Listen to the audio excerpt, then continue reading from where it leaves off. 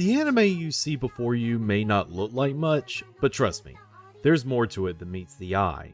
Chihiro Enomoto is an ordinary high school student who lives with an older and much more irresponsible sister after their parents died when he was 10. But Chihiro's high school is anything but ordinary. The students of Rikyoin High School are engaged in a year-long contest over which group of 4 students will be appointed the student council for the subsequent school year. With lots drawn, Chihiro lands himself in a group of 3 cute girls. The meek and motherly Komaki Asagiri, the toughest nails tomboy Izumi Tachibana, and rounding out the group is their president, the cheerful, eccentric, aspiring mycologist Tokino Akiyama, a girl who's not particularly good at anything except for her encyclopedic knowledge of mushrooms. This is the Dokutsuru Take, loaded with alpha amanitin and beta amanitin, also called the Angel of Death because one bite can kill. And so this kicks off an extended election period where this club of cute misfits and their token male protagonists compete in a variety of contests to prove they are worthy of the student council mantle, whether it be through cooking, swimming, airsoft battles, or web design. Competing against them include, but are not limited to, the high-strung overachiever Renko Kamishakuji, who has some major beef with Tokino thanks to her inadvertent hand and some childhood trauma. I was the best at everything, from reciting my address from memory and writing my name in kanji to adding and subtracting. But then you had to take too long when teacher took you to the bathroom. I know you! Pee-pee pants! And the current student council, led by the stoic, behelmeted, half-German girl Ritsuko Kubel Kittenkrad. She's positioned as the main antagonist of the anime, but it's not long until we learn that maybe she has some connection with Chihiro dating all the way back to their childhood. You were gone for such a long time. I wish you told me when you got back. I decided that there was no need to inform you. Who will come out on top of the battle for student council positions? And what exactly is the connection between Chihiro and Miss President? Based off of the popular manga series by Yu Kuroki and published in Kodansha's weekly shonen magazine, 2004's Kujibiki Unbalanced is a popular cult anime title that looks exactly like any other 26-episode Otaku bait anime released in that period. Really? What is so special about this anime?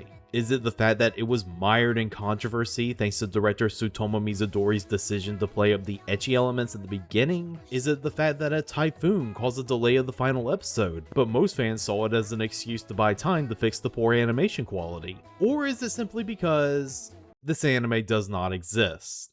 That's right, folks. Kujibiki Unbalance, as a full series at least, does not exist in our world. It does, however, exist in the world of the actual anime we're talking about today. So, let us now commence the 256 This Week's Kujin Was Interesting meeting. Has it been broadcast that many times? Don't sweat the details. What?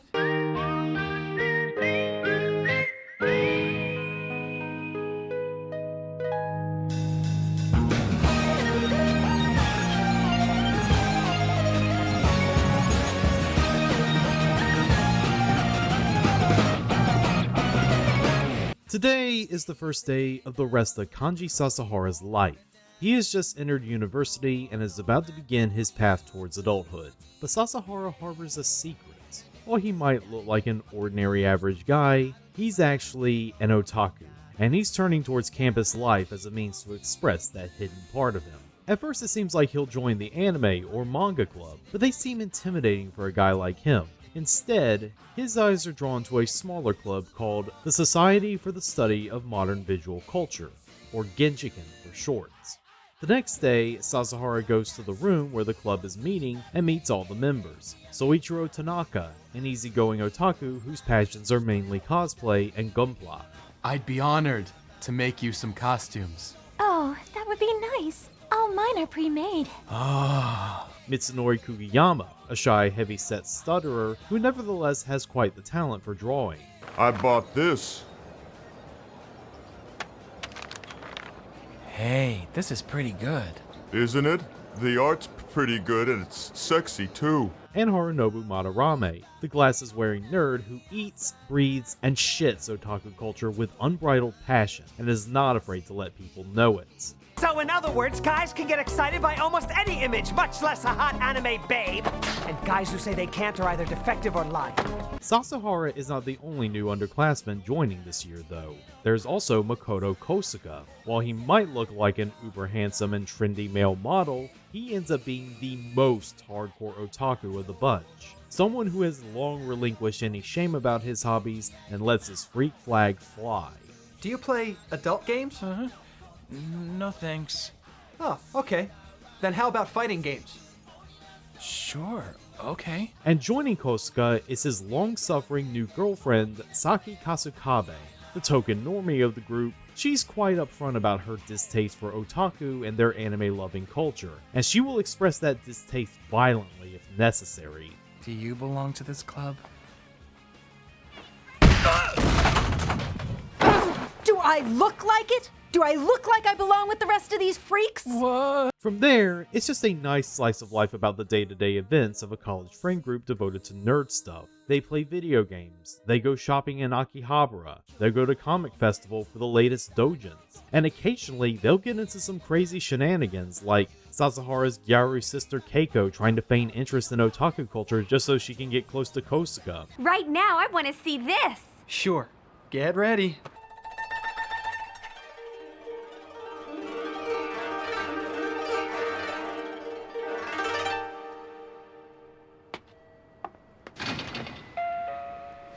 Or Kasukabe fighting on the club's behalf simply because she does not like the student government girl who wants to shut it down. I'd say that someone is using some nasty, screwed-up interpretation of the rules governing clubs to crush Genshiken through treachery and malice. What did you just say, you otaku? I'm not an otaku! Or Madarame having to navigate a social situation with Kasukabe when they're the only members who show up to the club room that day, and he begins to treat it like a dating sim.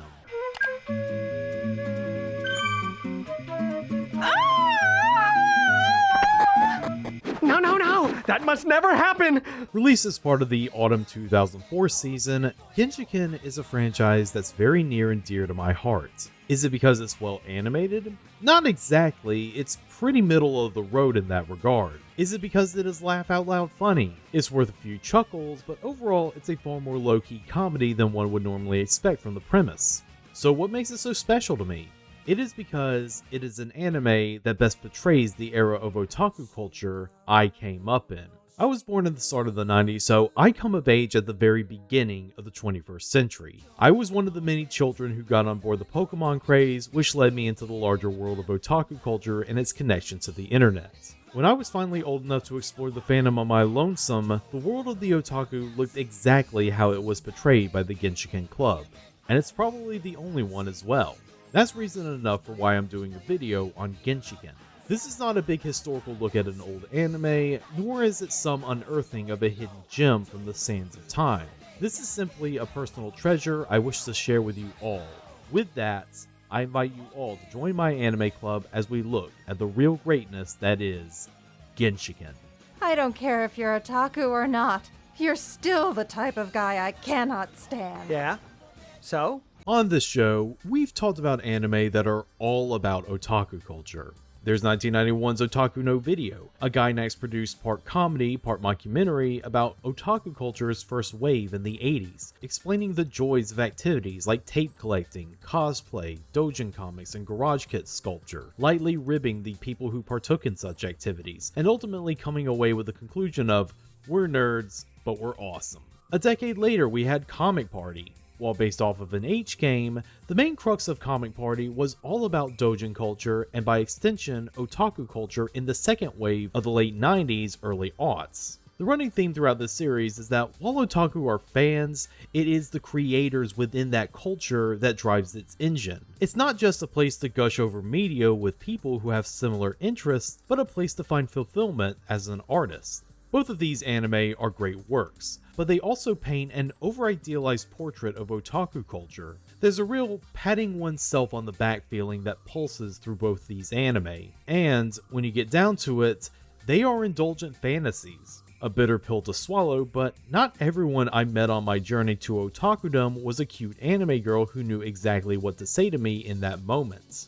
With modern nerd culture taking root in the 80s and 90s and blossoming with the global proliferation of the internet at the turn of the 21st century, stories about nerds and the culture they inhabit became a lot more commonplace. The first wave of webcomics were a breeding ground for these kinds of stories and characters. Comics like Penny Arcade and Mega Tokyo showed that nerds were main character material instead of wacky side characters. However, these were not grounded stories about nerddom. They were usually more focused on the gag-a-day antics similar to newspaper comics. The only work I can think of that was a grounded story about nerds was Evan Dworkin's Eltingville series, an indie comic that centered around 4 nerds called the Eltingville Club and how their fandom for all things comics, sci-fi, horror, and fantasy leads them into a whole mess of trouble. But that has the opposite problem of the above anime, being a far more cynical take on nerd culture and how nerds use what little power they have in their group to reinforce a made-up hierarchy and letting the toxicity flourish to the point where you can no longer find joy in your hobby with the people you thought were your friends. It's a little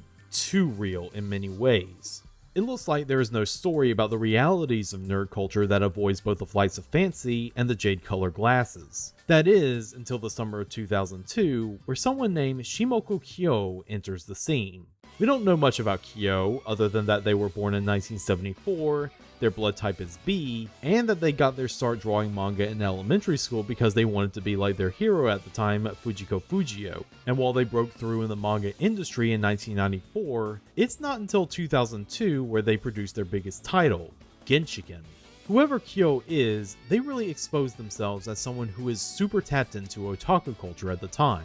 I'm not saying it's autobiographical, but when you read Genshiken the manga, it really conveys a lot of lived experiences. This is the product of a writer who has lived and breathed being an otaku and has hung around other otaku of all stripes. Just the way they can realistically draw the detailed clutter of an aughts-era otaku nest is proof enough. Genshiken ran in the famed seinen anthology Monthly Afternoon from April 2002 to December 2006. And while I don't have hard data in how the manga sold, it was well regarded in its time, being selected as a standout manga title among the manga division jury at the 2005 Japan Media Arts Festival. Plus, it getting an anime adaptation 2 years into its run does point to some strong sales. The producers for the Genshiken anime were the production enterprise Genko. At the time, they were huge bankrollers for popular anime for grown-ups, which is a far broader category than that descriptor would imply.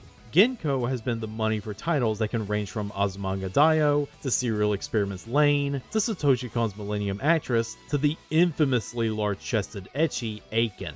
For animation, Genko handed the project over to the studio Palm Company.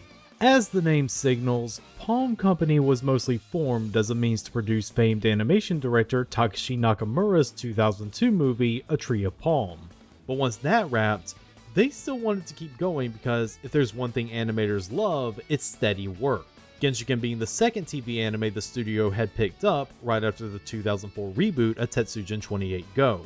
Directing would be Takashi Ikehata, a storyboarder and episode director who had been in the industry since 1986. Ikehata had just broken through into the director's seat by the time of Genshiken.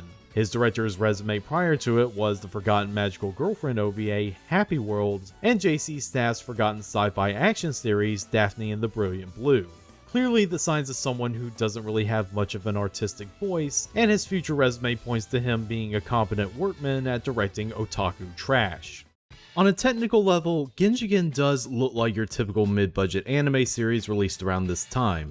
Considering its genre as a slice-of-life comedy, that's to be expected, especially one where 75% of this anime is conversational interactions. But credit must go to Ikehata and his storyboarders. They know how to dress up the blocking and camera work of a scene to keep your eyes glued to the screen. At the same time, they are also unafraid in letting a scene sit with you in silence, so you can take all what's happening on the screen in.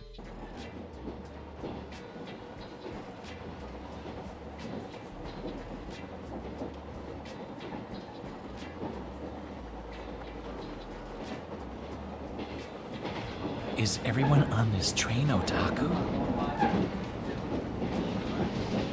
Art director Shin Okui also deserves credit for accurately capturing the beautiful shittiness of the Genshiken club room. It's a room full of manga, magazines, game consoles, and other ephemera, a monument to 21st century nerd consumerism. And it is in the darkest corner of an old building, as if campus life wants it siloed off somewhere from the others. It captures the nerd realism of Kyo's original manga super well. But something the anime can do that the manga can't is use digital coloring to differentiate the anime worlds and the real world. Whenever we see footage of Kujibiki Unbalance, it shows an anime indicative of the period, garish digipaint coloring, angular line art, and character designs that reflect the then popular moe tropes. In contrast, the real world of Genshiken has a more muted color palette and character designs that are meant to reflect real-life people, all qualities that help make the world of Genshiken feel convincingly real, which enhances the fly-on-the-wall feeling the anime has throughout. You are to feel like as if you were in the same room as these characters, listening in on their conversations about the anime they watched last night. This manga is really getting good again. The cuteness and the hotness. The clincher is that she's Tokino's little sister. She's flat-chested like Renko, and she's a total villainess. Come to think of it, she's the first little sister character in the story. Koyuki's one too, but having a crush on her feels a little wrong. We don't really want to look at her that way. That's also helped by the voice acting in this anime, both subbed and dubbed. There is a naturalism to all the characters' voices to make them feel human, even in the more wackier moments. Kitagawa's a dick. You said dick. Special shout out to Kugiyama's voice actors, Kenji Nomura and Jim J. Ward, both beautifully adapting his shy, awkward stutter. 久我山さん、今日喋んないっすね。ああ、俺の声って人混みの中だと通らないんだ。そんなことないでしょう。Just that I've learned from experience not to talk loud in places like this. There's also Satsuki Yukino and Carol Jabanis as Saki Kasukabe, mixing a simmering rage and disgust with tiring resignation to craft a voice that is so over this nerd shit. 悪いこと言わないから、ここはやめた方がいいって。コスプレとかさせられちゃうんだよ。I mean, what normal person would do that stuff? Oh, well, I like doing cosplay. There, you see? You what? And there's also Nobuyuki Hiyama and Bill Timoney as Madarame. Out of all the voice actors, he stretches the descriptor of down-to-earth performance with his passionate nerd rants delivered in that dweeby voice of his. But when he comes off his pulpit, he does sound like another good hang. 進んでは止まりじれたい。でも確実に進んでるし。Check this out, I'm getting a total runner's high. See? I could bolt up there like lightning. Running in place is depressing. It all goes to building the main thesis of Genshiken. The anime and the manga it is based on are here to show us 2000s era otaku culture in all its glory, warts and all, and say, this is what the culture is, take it or leave it. Unlike Otaku no Video, where even with the self-depreciation the tone is very triumphalist and big, Genshiken's tone is casual and matter-of-fact. You are watching otaku live and congregate in their natural habitats of club rooms, convention halls, specialty stores, and their cluttered bedrooms full of merch. All with very little exaggerations despite Madarame's best efforts. It's such a good true-to-life portrayal of otakudom that watching Genshiken and Otaku no Video provides good comparison between the subculture in the 80s versus the 2000s. Tapes are still a thing, but are slowly being phased out in favor of DVD box sets. There's zero representation for gun otaku. Boys Love and Fujoshi are given way more focus as a vital part of the culture, and video games have emerged as a frontier just as big as manga and anime, helped by Sega being a production partner and allowing footage of Guilty Gear and Puyo Puyo Fever to be used in the anime. It's all an effort to demystify without veering into backpatting romanticizing, showing the audience that these people are still regular people who just happen to have an interest to them that is odd. This point is beautifully illustrated with back-to-back montages of the Genshiken crew buying pornographic doujin comics cut against Kosuka and Kasukabe shopping for clothes. This combination is adorable, but it's expensive. This one has good art, but it's thin. but it's cheap.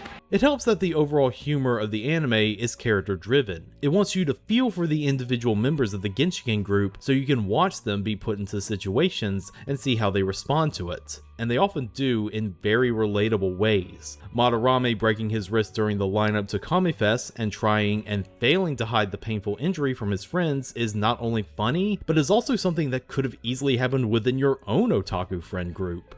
If you caught the first subway train, waited in line for 5 hours in humidity and a rainstorm, got past both this injury and the limited edition trap, and now had this mountain of treasure before your eyes, would you come this far just to run away?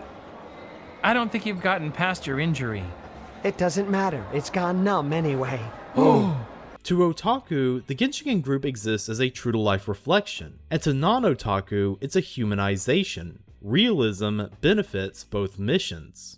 But before you think that it wants to portray all otaku positively, Genshiken also gets into the more negative portrayals that are also just as true to life. There's the closest thing we have to a reoccurring main antagonist in Haraguchi. While technically a member of Genshiken by way of the rarely seen club chairman, he much prefers hanging out in the anime and manga clubs, both of which he has turned into his own little fiefdoms and rules with an iron fist. Also, he can better network within the industry. A true slimeball who approaches otakudom with a careerist mindset and desires to always be at the top of the localized food chain. Besides, nowadays all club circles are borderless.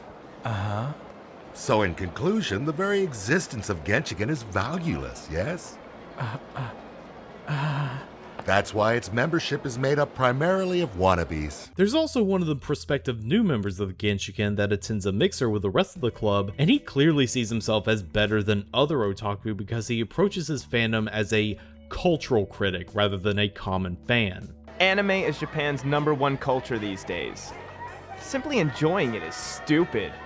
Being able to study it more as a culture this way, it's like when a culture is Also, he only joined Genshiken because it has more girl members. You know, we have our share of otaku too. Yeah, but you have girl members. Gross. It's an even-handed approach to portraying the reality of being an otaku. In any subculture, you're gonna meet good people and you're gonna meet bad people. That's how putting yourself out there in social groups work.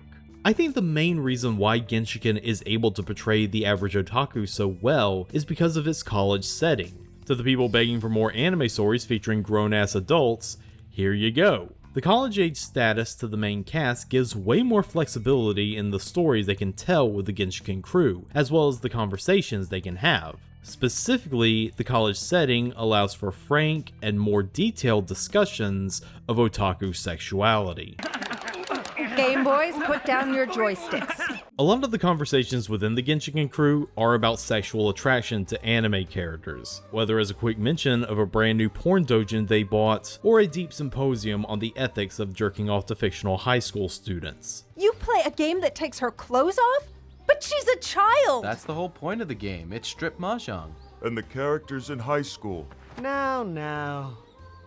It's not a strip game, it's a rape game! And they get deep in the weeds on the topic of otaku sexual preferences, showing us once again that KYOTO has thought a lot about this. And don't worry ladies, they are perfectly willing to get into the nuances of the female otaku sexuality. I bet you all yourselves while you look at this trash! Hey, just because it's all girls here, please No, I don't! This is the kind of trash I myself too! Because one of the core themes in Genshiken is that to be the best otaku you want to be, you must relinquish your shame. You like this stuff, and people are always going to judge you for it. So why bother taking their opinions to heart when it's preventing you from enjoying the breast of your favorite anime character to its fullest? You're a freak, embrace it. Look at the speed with which he checks out those Egg Eater Sakura book samples. The skill. Wow. Embarrassment is counterproductive. But that can't be all there is, can it? It sounds meandering for a series to only be about a select number of hangout sessions between otaku. Luckily, the series is given some connective tissue by way of having character arcs. For the first 3 episodes, the central POV character is Sasahara. He's the one who is entering Genshiken Club with trepidation because he feels embarrassment about his otakudom at the start. But once he hangs around other otaku he's comfortable with and goes to KamiFest for the first time, Sasahara comes out of his shell and spends the rest of the series being unapologetic about his anime nerd nature. I feel like something inside my skull is about to crack it open and come crawling out. But this only lasts 3 episodes. What about the other 9? That's when the POV switches over to Kasukabe. Being the resident normie, Kasukabe reacts to the otaku culture she's confronted with every day like a something awful goon, stunned bemusement at best and prickly rage at worst. Just look at how she reacts when someone puts a pair of cat ears on her head.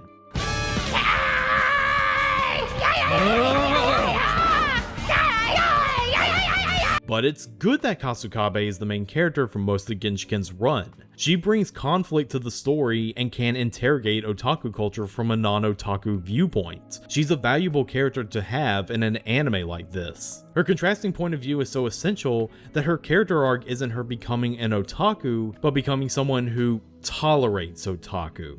An otaku isn't something you try to become. You just are one before you know it. And that's why you can't quit either. It's laughable. But for us, it's really quite a tragedy. At the same time, Kasukabe's hatred for otaku is put under the microscope. If she has such antipathy towards otaku, why does she go to Genshiken Club meetings every day, apart from reading their supply of manga and general needling? Tanaka, don't tell me you've mastered those. Well, generally. But models are basically toys. The easy answer is that she's doing it for Kosuka's sake. She wants to spend as much time as she can with her boyfriend, and if it means hanging out with a bunch of cartoon watching, video gaming, porn reading geeks, then so be it. But given that the one she loves is one of those geeks, makes it complicated. At the beginning, you can tell she wants to grab Kosuka by the lapels and shout, "Listen to yourself, man, you're hanging with nerds." Doubt that would work though, since there are statues less oblivious than this man. I'm going to change my clothes now. Don't turn around. Sure. Now don't look. Sure. I'm serious. Don't peek. Sure. As the series goes on, Kasukabe's bitterness towards otaku looks to be rooted in insecurity. Does Kosuka love otaku things more than her seems to be a reoccurring question on her mind. I can't imagine how it must feel when drawings of underage elf girls are your competition. Kasukabe's insecurity really reveals itself once Kaneko Ono joins the club in episode 4. A Japanese girl who just came from abroad in America and is now in her Ronin year, Ono is the picture-perfect female otaku. She likes anime, manga, and especially cosplaying. She also likes yaoi, specifically the kind involving bald oji-sans. And I really adore her English dub performance courtesy of Rachel Lillis, who makes her into a delicate flower that contrasts beautifully with her geeky interests. I got laughed at by my friends overseas too. Does that make me weird? What's wrong with that? Nothing's wrong with it. At first, Kasukabe treats Ono like an exotic bird, a curiosity that flies in the face of what typical otaku are and act like. But once Ono starts becoming close to Tanaka thanks to their mutual love of cosplaying, that's when Kasukabe starts turning green. Despite her best efforts, Kasukabe finds herself unable to meet Kosuka halfway and match his nerd energy. Meanwhile, Ono and Tanaka feel complementary to each other, and that brings Kasukabe's envy simmering to the surface, culminating in her lowest moment of the series where, during a clinic on model building Tanaka is hosting, Kasukabe deliberately breaks Ono's finished model. It only avoids blowing up into something more damaging thanks to Madarame's timely intervention and Ono's special request for Kasukabe to make it up for her. What? You mean this? Now please meow.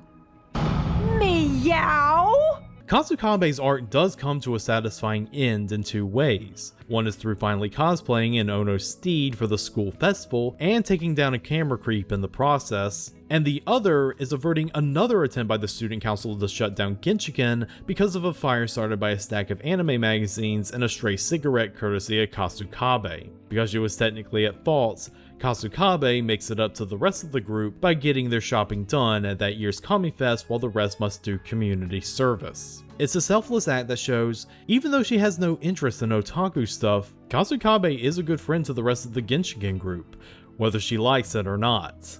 Season 1 ends with Madarame handing the reins of the club over to Sasahara since he's going to be entering his final semester and needs to think about job hunting. Sasahara, wanting to do something different from his predecessors, decides that, for the next Kamifest, Genshiken will make their own Kujibiki Unbalance doujin. It's a good end, with all the characters at a good stopping point, but the door left open for more adventures. And it's a good thing too, because the manga's only halfway done at this point. If you pay attention to the last shot of the final end credit sequence, the story will continue on into the OVA. Second term, Kujibiki. Yeah, I didn't think we would ever see it happen. So the fact they did it is pretty good. Maybe. Released on December 22nd, 2006, the Genshiken OVA is unique in how it is meant to be the bridge between 2004's first season and 2007's second season. And already when it starts up, you notice a few changes. First, Palm Studio is no longer animating as they are in the process of being shut down. The last anime they worked on being the 2006 one-location isekaya anime Bartender. The animation studio this go-round is the established studio Agiato, who people might know as the studio behind the Ascendance of a Bookworm series. And taking the helm from Ikehara is Tsutomu Mizushima, a director who is becoming a real hot commodity in the aughts thanks to his work on Hare plus Goo and XXX Holic. You can see the changes a new staff and 2 years worth of downtime can bring to a franchise. The color palette is still muted for Genshiken, but the line work for the characters feels bolder, and a lot of their more cartoonish aspects are given a more noticeable ratcheting up. The changes are also reflected in Kujibiki Unbalance. It has gone from looking like your average early aughts anime to your average mid-aughts anime. After all, this OVA is coming off the heels of an actual 12-episode Kujibiki Unbalance anime which was released that fall season that both Agiato and Mizushima worked on, but that's for another video. Anyways, the goal of the OVA is to set up a new status quo for the second season. It's the last year for Tanaka, Kuyama, and Madarame, so a lot is talked about how they might not have time for club activities thanks to job hunts and senior theses. More importantly, it's the year where Genshiken gets 2 brand new members. The first of the new class of Genshiken is sophomore Manabu Kikuchi, and he is... oh brother.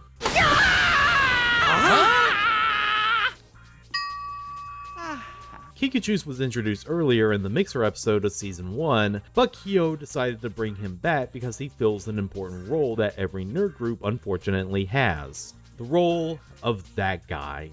He is that guy in every anime club.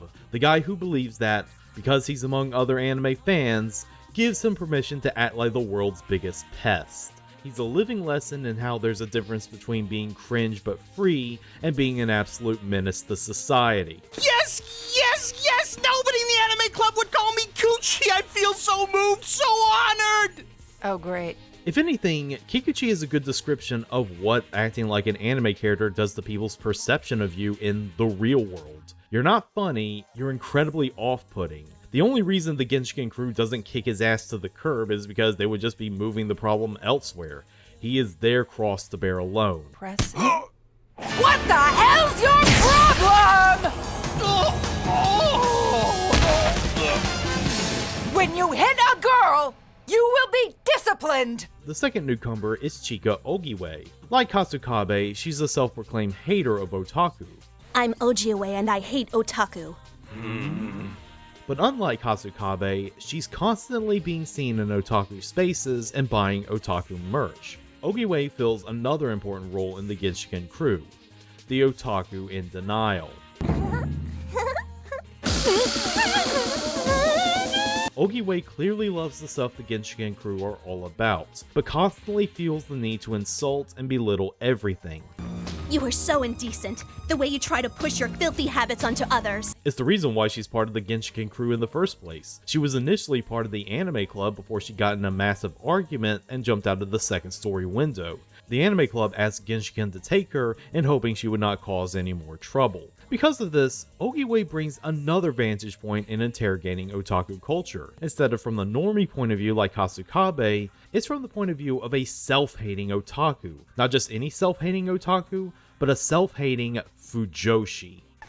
Here's Oji-chan entering the hall for the all-scram dunk Mitsui vs. Kogure book event. Where was this? Some otaku event? So much more, it's a yaoi-only event!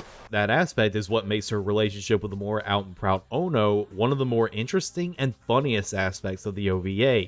I just can't believe you would wear such things and pose for photographers. Cosplay allows me to express the character herself. That includes inner essence and not just outward appearance. The OVA, being 3 episodes, can only do so much. Its mission is to establish the new status quo and character dynamics, and it does so awesomely. But it's also to reaffirm one of the core themes of Genshiken. Being an otaku isn't something you can try to be or try not to be, it's something you are. Ogiwe's denial of her otakudom is treated like the bad thing it is. She's not being honest with who she or what she wants to be, and that will be her character arc going forward, accepting her status as a full-blooded otaku, cosplays and boys love manga and all. It's refreshing seeing an anime take this stance where most others would see otakudom as a quirk that needs to be quote-unquote fixed. Lord knows there's plenty of anime and manga titles out there all about turning the otaku into someone you can marry. I think we don't need any more of that. And even for the guys, them trying to sacrifice some of their otakudom to better fit in with society only makes them look patently ridiculous. See the second episode where Madarame tries to make himself look trendier. They're square! But like with all bridges, they need to be crossed. And that's where we get into the second season of Genshiken. Now, with just 3 days to go until materials are due at the printers, how goes the creation of Genshiken's prized doujinshi?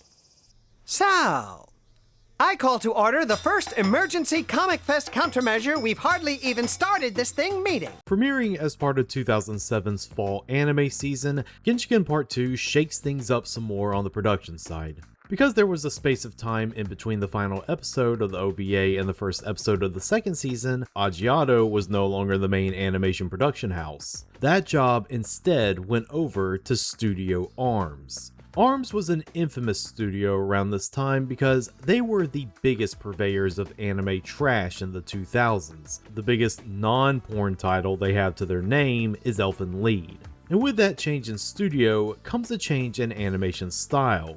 It seems like there was a real cutting of the budget in the transition to Arms. The character designs feel a lot more simpler and less detailed, a trait that's shared with the art direction when it's not directly reusing Shin Okui's backdrops from the first season. And there's some real distracting cost-cutting digital effects as well, especially at the beginning. You get the feeling that the sales for the OVA did not meet Genko's expectations. I guess these days OVA sales can really be make or break when it comes to the iffy status of an anime like Kujian. But what's really helping this second season is its director Kenji Yoshimoto. He's mostly known for his collaborative projects with the Master of Breasts Satoshi Urushihara. And while that resume does bring more fan service than you would normally expect out of a Genshiken anime, he does know his way around a camera, knowing how to make conversational scenes feel interesting as well as knowing how to make a joke hit. Dig it! In the words of that American president, mission accomplished!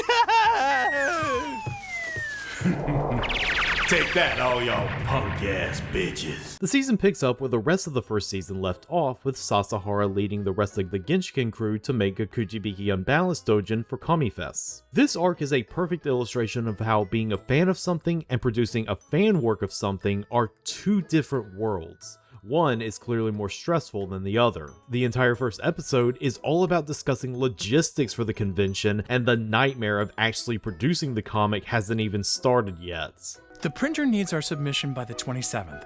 We'll make it 24 pages of Kujian at 500 yen each and 200 copies. That'll make printing fees about 60,000 total. That's within our budget. Apart from that, Season 2 of Genshiken is good because the passage of time has allowed the characters we know and love in the club to evolve. Kasukabe has settled into the role of the unofficial mom of the group, keeping the nerds on track and handing out discipline whenever they step out of line. The three of you will do this and only this for a week. Just focus on the task at hand. Come up with 10 pages worth of some kind of story and art. Ono has a great running gag where her desire to get someone to cosplay with her turns her into someone really scary.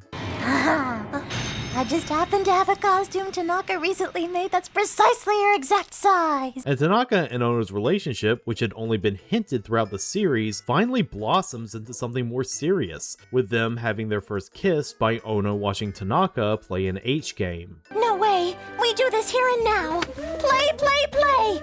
It'll take too much time. It's at least 10 hours to go through the whole thing, you know? Then it's gonna be a long night.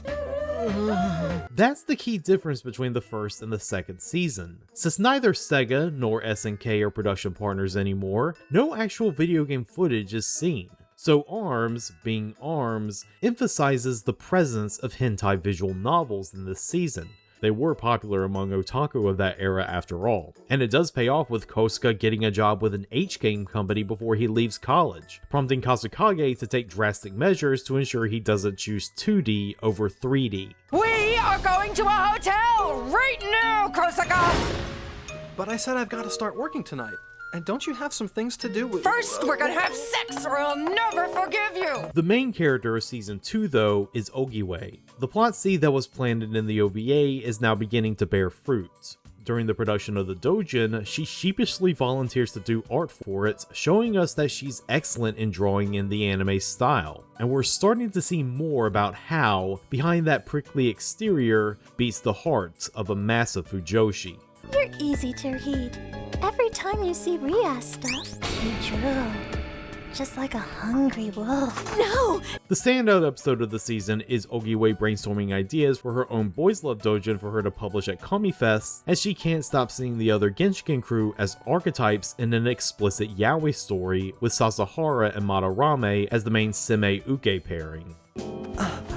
Now you understand, don't you? I won't let you say you don't. Sasa!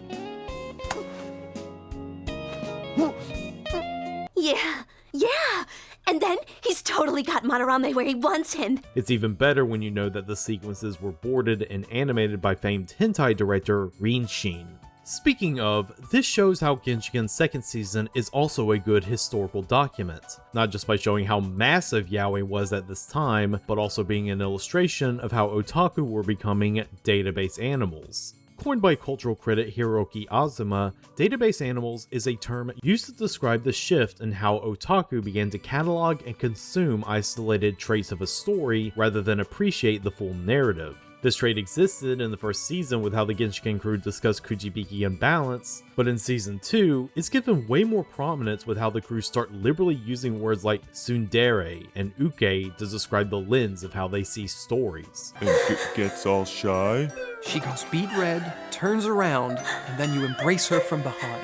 That's the pattern, right? And near the end of the season, we get an introduction to a new type of otaku anime had yet to really delve into: the American anime fan. Oh yes, the real Madarame! You're so shy. How do you like this kind of greeting? You don't do this in Japan, huh? We get to meet two of Ono's American friends from abroad, Angela Burton and Susanna Hopkins. They are here to shake up the calmness of the Genshiken club room with their strange foreign ways. Angela being a loud bisexual tourist with a glasses fetish who doesn't speak a lick of Japanese and is a little too touchy-feely in her displays of affection. You're so sensible. Japanese people are great. Meanwhile, Sue is like a female clone of Kikuchi and does speak Japanese, but only if they're quotes from other anime. Anta baka. Also do love the other gag of her design being the most stereotypical anime out of all the cast. Thanks. Otaku culture of the 2000s and learning to embrace who you are is all tried and true ground at this point for Genshiken. What makes this season special out of all the others is the emotional core of it. This is an anime set at college, and time is shown to be constantly passing. What do you think happens at the end of college? Well, graduation's next week, you know. I came to collect my stuff, but I kinda wouldn't mind leaving it all here instead. It was set up at the start that Madarame, Tanaka, and Kugiyama are in their final year before graduation, and that day must eventually come. Episode 7, when that graduation happens, is a very bittersweet and wistful episode, having the Genshiken Club reflect on their times together and ending with them having a night out at the bar. There's a sadness to it all because Kugiyama has gotten himself a busy salaryman job, and Tanaka is moving to the other side of Tokyo so he can attend fashion school without commuting. Madarame is only able to continue attending club meetings after graduation because his place of living and job site is right by the school. The scene of the group leaving the bar at 1 AM, going their separate directions so they can each catch their last train home. It's a heartbreaking scene because this could be the last time that group is going to hang out together. Those are the kinds of endings that happen when adulthood begins. The anime keeps going after that, examining how Ogiwe's hatred of otaku is self-hatred that she needs to get over to create the boys love manga she wants to create, as well as the American otaku arc. But now graduation is on the table as a reality, and Sasahara, Kosuka, and Kasukabe are next up. The latter two already have their future planned out, as I mentioned above, but Sasahara is having less luck on that front. Sasahara's job hunt is painfully real. He wants to get a job in the anime and manga industry, but even though he's an otaku, that's not enough to get him callbacks to interviews. And I say this is the most painfully real arc because it sounds like Kyo venting a lot of frustration about finding jobs and the job interview process in general. If you're gonna reject me, don't take so long doing it. It's a humiliating ritual every young adult has to eventually partake in. One of the most ingenious directing decisions is having Sasahara's depression over a job interview he completely bombed be scored by a tsundere H-game scene. You really are useless. What's the big idea giving in like that? Ow! Ow! That hurts me more! By the end, Sasahara is beginning to question if he would have had better job prospects if he wasn't an out and proud otaku. That if he hadn't joined a group like Genshiken, he would have had more success in getting a job out in the real world. But luckily, he gets proven wrong when the other members of Genshiken, both past and present, contact him and give him the pep talks he desperately needs. And the series ends with him getting a job for the manga that runs Kujibiki Unbalance, while the rest of the club continues on with their lives. While they may be striving towards a new future, they still are otaku through and through. This portion of the anime is what really makes it a favorite of mine. When I first watched Genshiken, it was right after I got my bachelor's degree and was just starting grad school. I had just gotten my first apartment, and in that period, I had never felt so isolated. So I spent a lot of time playing video games, watching anime, and hanging around websites I really shouldn't have been, and watching this anime healed me in some way.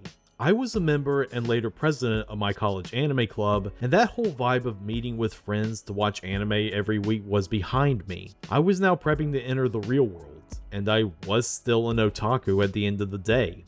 It was who I was and still am. I remember playing in impromptu fighting game tournaments with other club members. I remember having in-depth discussions about the latest episode of the current popular anime or the latest One Piece chapter. I remember having conversations about hentai anime out in the open with friends at my local FYE that sounded exactly like this. This one hentai manga my friend had traumatized me. It was pretty harsh, huh? Yeah, and it was one of those father-daughter things. Yep, that'd definitely do it. I guess I just like porn that I can laugh at. And I don't want to sound like an old-timer yelling at clouds here. Maybe it's still like this for some people. But I also have the feeling that when I got into anime, this era of otaku culture had already peaked and was on its way out. By the time I graduated and handed the reins of the anime club over to someone else, the entire landscape of otaku culture had shifted. It was more mimetic and detached, placing passion with a sense of irony because otherwise it would look cringe. And now that culture's gone away and is now replaced with a culture that's more passive and surface level. It used to be that you joined fandoms because that's where you'd meet other people who liked anime. Now people are joining fandoms just to socialize, and the whole anime, manga, and games thing is seen as a ticket to get in, not something you like and want to share with others. Like I said, I could be wrong. It may not have changed since my day. But what would a Genshiken club of the now look like? Would they be sitting around the table not looking up from their phones because they're too busy playing Blue Archive? Or is it still the same with 22 years of technological progress? we do kinda have an answer. In the summer of 2013, Genshiken Nidaime was released, and it's all about Ono's tenure as club president as it inadvertently shifts to a more Fujoshi crowd. But I can't get into more detail here because it's technically before my cutoff date for retro anime. But the original Genshiken series is one I will always cherish. Even though it might look rough to modern audiences, I don't think there has ever been an anime that so wonderfully captured the otaku culture that molded me into the possum you see today. And this is with the Japanese side of the culture. I imagine the American side would be far similar, only with more AMV hell references. Seek out Genshiken if you can, because it represents the purest form of otaku fan culture to me. Sitting around shooting the shit with friends, talking about anime and games, and occasionally passing around the spicy doujin comic you bought and are totally gonna jerk off to later. Ouch! Thank you all for watching. If you like this video or want to support this channel, please donate to my Patreon. Each dollar can give you early access to my videos as they come out, as well as keep the channel running a bit more smoothly. You can also subscribe to the channel, ring that bell for notifications, or just like this video. Either way, you'll be helping me out. That's all for now. See you for the next round of tapes.